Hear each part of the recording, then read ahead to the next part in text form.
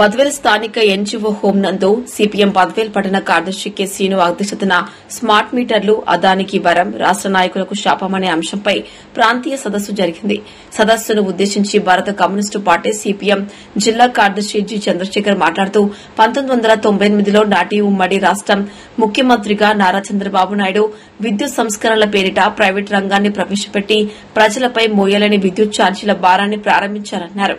ప్రజల్లో పెద్ద ఎత్తున తిరుగుబాటు వచ్చి బషీర్బాగ్ ప్రజా ప్రతిఘటనపై కాల్పులు జరిపారని, ముగ్గురు సిపిఎం కార్యకర్తలు అమరులైనారని గుర్తు చేశారు. వైఎస్ రాజశేఖర రెడ్డి ప్రతిపక్ష నాయకుడిగా నాడు కమ్యూనిస్టుల ఉద్యమానికి మద్దతు తెలియజేసి అధికారంలోకి వచ్చాక అదే విద్యుత్ సంస్కరణలను అమలు చేసి ప్రజలపై భారాన్ని కొనసాగించారని గుర్తు చేశారు.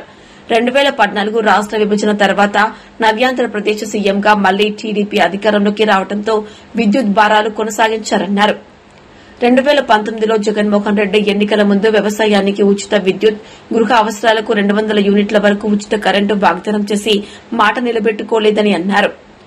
5 సంవత్సరాల ఆయన పరిపాలనలో ఆయన జోబీ విద్యుత్ కాంట్రాక్ట్ సంస్థను ప్రవేశపెట్టి వారికి వేల కోట్ల విద్యుత్ కాంట్రాక్టులు అప్పగించి ప్రజాధనాన్ని పరోక్షంగా లబ్ది పొందారన్నారు.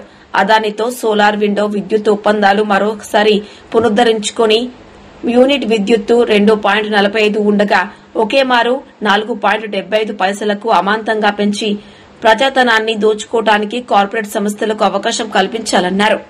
అదాని కంపెనీల 1,00,000 కోట్ల లబ్ది చేకూర్చి వారి నుండి కిట్ ప్రోకో పద్దతిలో 32 కోట్ల వైసీపీ ప్రభుత్వం ఎన్నికల నిధులు పొంది లబ్ది పొందిందని పత్రికల్లో రాస్తున్నారని గుర్తు చేశారు. 2024-2025 నేటి విద్యుత్ ఒప్పందాలు అదాని కంపెనీలతో భవిష్యత్తు 25 సంవత్సరాలకు యూనిట్ విద్యుత్తు ₹7 పెంచుకుని విక్రయించేందుకు ఒప్పందం చేసుకుని 1,50,000 కోట్ల రూపాయలు ప్రజలపై భారాన్ని వేసి ప్రజలు నిలువు దోపిడీ చేయడానికి అదానికి లైసెన్స్ ఇచ్చారని, ఇందులోనూ అదాని కూటమి నాయకుల మధ్య కిట్ ప్రోకో అవినీతి జరిగిందని ఆరోపించారు.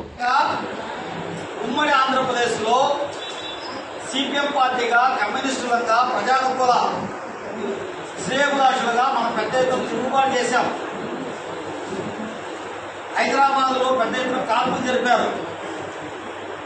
మన కామ్రేడ్స్ 3 చనిపోయారు.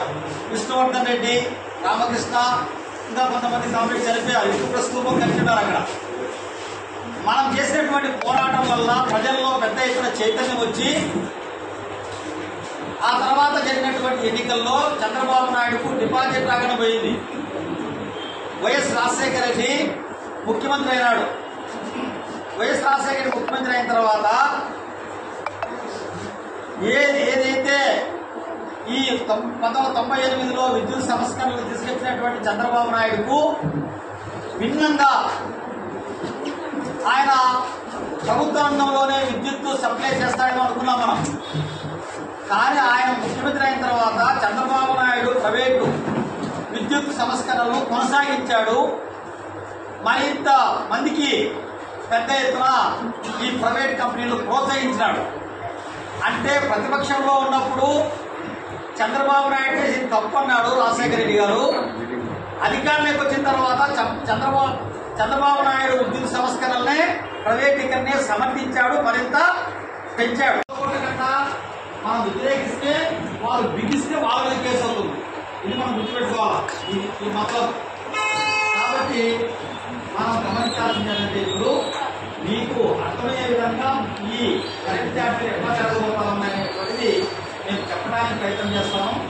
మీరు అర్థం చేసుకోవడానికి ప్రయత్నం చేయాలా. ఈ మెరుపులు మీకు ఉన్నటువంటి 6% మంది మేధావులు దోపిడీ వర్గాలకు వాళ్ళకు మద్దతు ఇచ్చేటువంటి మేధావులుగా మారినారు. 96%. ప్రజలకు అనుకూలంగా ఉండే మేధావులు 4%. ఈ 4% మంది మేధావులను ప్రజల దగ్గర తీసుకెళ్లి ప్రజలకు, పామర్లకు, పుట్టగోస అక్షరాలను కూడా ప్రజల నుంచి పీడించి వాళ్ళ కష్టాన్ని పాలకులు, కార్పొరేట్ ప్రైవేట్ కంపెనీ ఎట్లా పుచ్చుకుంటా ఉన్నాయో మనం చెప్పాలి. మన మీద ఆ బాధ్యత ఉంది. ఇది మనం గుర్తుపెట్టుకోవాల్సిన అంశం. రెండోది, ఇప్పుడు మనం కట్టుకున్నటువంటి విద్యుత్ ఛార్జీలు 500, 1000 రూపాయలు, 1000 రూపాయలు, 2000, 2000, 4000, 4000, 8000. ఈ రకంగా మనం ఎంత కట్టుకున్నామో అంత డబల్ కరెంట్ ఛార్జీలు మనం కట్టబోతా ఉన్నాం. 2024-25 సేకి అనేటువంటి అదానీ కంపెనీలతో చేసుకున్నటువంటి రాష్ట్ర ప్రభుత్వ ఒప్పందం వల్ల మన శ్రీను మాట్లాడు చెప్పాడు 15,000 కోట్లకు పైబడి మన మీద మళ్ళా కొత్తగా భారాలు వస్తున్నాయి. జగన్మోహన్ రెడ్డి గారు 1,00,000 కోట్ల రూపాయలు మన మీద భారాలు వేసిపోయాడు. అప్పుడు ఆయన వేసిన భారాలను 2024 మధ్యలో సార్వత్రిక ఎన్నికల ముందు చంద్రబాబు నాయుడు, లోకేష్ పైన పెద్ద ఎత్తున దాడి చేశారు. 1,00,000 కోట్ల రూపాయలు ప్రజల మీద భారాలు వేశారు. స్మార్ట్ మీటర్ని రుద్దుతా ఉన్నారు. ఆ స్మార్ట్ మీటర్ను పాల్గొట్టండి, మా గవర్నమెంట్ వస్తే 200 యూనిట్ల వరకు ఉచిత కరెంట్ ఇస్తాం అందరికీ, అలాగే రైతాంగానికి వ్యవసాయానికి ఉచిత కరెంట్ ఇస్తాం, మాకు ఓట్లు వేయండి అని చెప్పి ఎన్నికలు అడిగారు. ప్రజలు నమ్మారు, ఓట్లు వేశారు. వేసిన తర్వాత ఇప్పుడు స్మార్ట్ మీటర్లు ఈ చంద్రబాబు నాయుడు, ఈ లోకేష్, ఈ పవన్ కళ్యాణ్ ఇంటికి వచ్చి తగ్గిస్తా ఉన్నారు. ఇప్పుడు మొదటి విడతగా షాపులకు తగ్గిస్తా ఉన్నారు, మెయిన్ రోడ్స్ లో ఉన్నటువంటి వ్యాపార సంస్థలకు. భవిష్యత్తులో ఇళ్లకు కూడా తగ్గిస్తారు, అక్కడక్కడ ఇళ్లకు కూడా తగ్గిస్తా ఉన్నారు. అయితే మనం చేయాల్సిన పని ఏంటంటే లోకేష్ చెప్పినట్టు మాట చెప్పి మాట మర్చిపోయి మోసం చేస్తున్నటువంటి లోకేష్ మీటర్లు స్మార్ట్ మీటర్లు పాల్గొట్టమన్నాడు. మనం పాల్గొనాల్సిన అవసరం లేదు. మనం తగిలించుకోకుండా మాకు అవసరం లేదని చెప్పి ఇప్పుడున్నటువంటి డిజిటల్ మీటర్ చాలు, ఈ స్మార్ట్ మీటర్ అవసరం లేదనేటువంటిది గట్టిగా మనం చెప్పి రిజెక్ట్ చేయాలి.